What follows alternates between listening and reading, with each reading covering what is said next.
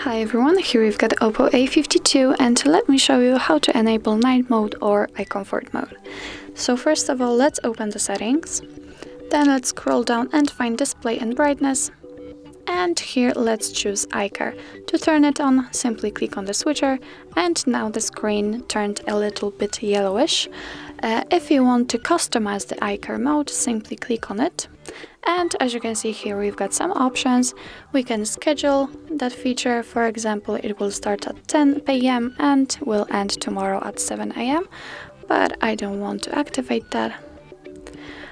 If you want to, you can change the intensity of this feature from warmer to cooler. Let me leave cooler one.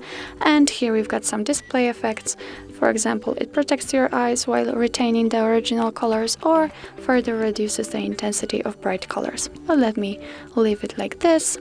If you want to have faster access to this mode, simply unroll the top bar and find eye care. As you can see now it is activated, but if you will click on it, then the screen backs to its normal colors. So that's all. This is how you enable the night mode in your OPPO A52, and if you find that this video was helpful, please hit the subscribe button and leave the thumbs up.